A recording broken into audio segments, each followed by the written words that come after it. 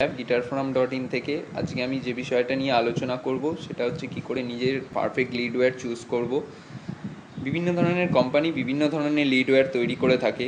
এখন কাউকে যদি জিজ্ঞেস করা হয় যে কী ধরনের লিডওয়্যার নেব, সেখানে বিভিন্ন ধরনের আর্গুমেন্টস আসে, বিভিন্ন ধরনের প্রশ্ন আছে, কোনটা কিনবো কোনটা কিনবো না। এখন এইখানেতে 3 ধরনের লিডওয়্যার রয়েছে। এই লিডওয়্যারটা একটু কম দামি, এটা একটু বেশি দামি, আর এটা ব্র্যান্ডেড।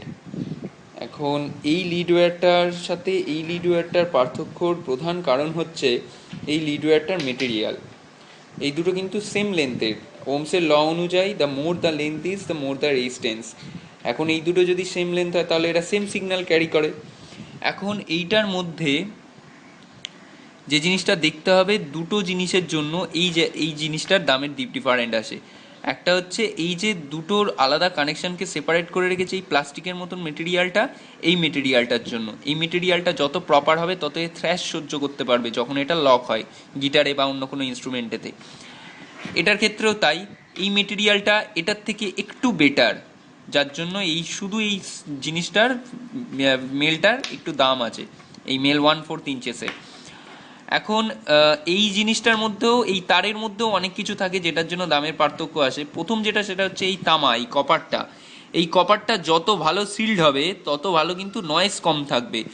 এইটাই কিন্তু সেই দিক থেকে সিল্ডিংটা অতটাও নেই।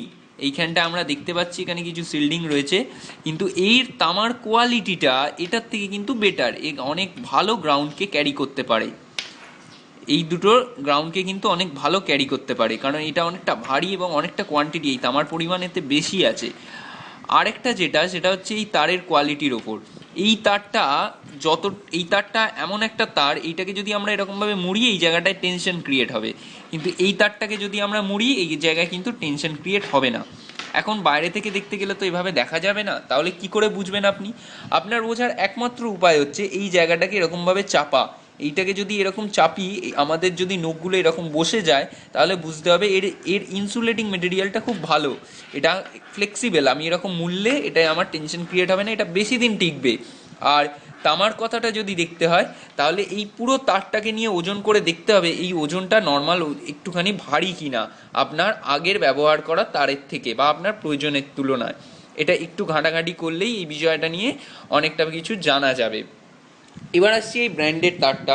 এই ব্র্যান্ডেড তারটার মধ্যেও কিন্তু সেম ফান্ডা রয়েছে। এইখানেতে এই যে টিপটা রয়েছে, এই পুরো কমপ্লিট জিনিসটা ওই একই জিনিস মেনটেন করে চলছে। এদের এই সিল্ডিং কোয়ালিটিটা খুব বেটার, যার জন্য এটা অনেক বেটার, বেশি দিন টেকে।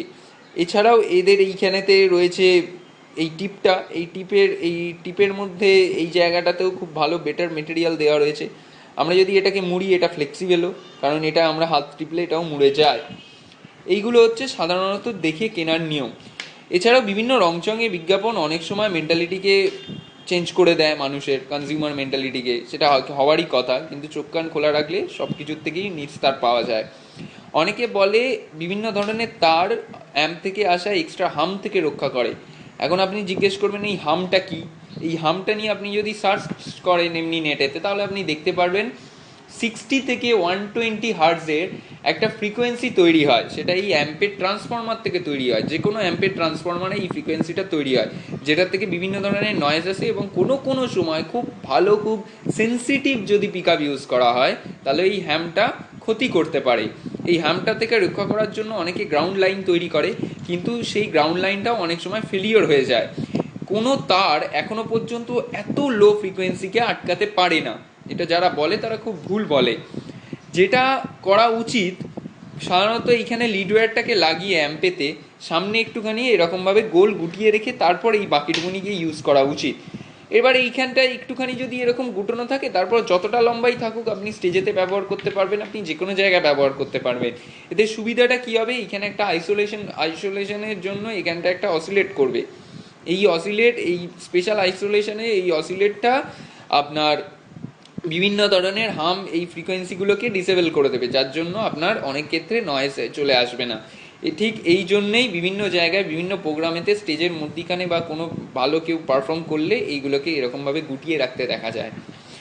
যাই হোক, এইবার আশা করছি আপনারা যদি কিনতে যান পরবর্তীকালে কোনো ধরনের লিডওয়্যার আর কোনো অসুবিধা হওয়ার কথা নয়। আর অসুবিধা হলে চিন্তা নেই, আমি তো আছি, guitarforum.in একটা পোস্ট করে দিলেই চলবে। ধন্যবাদ।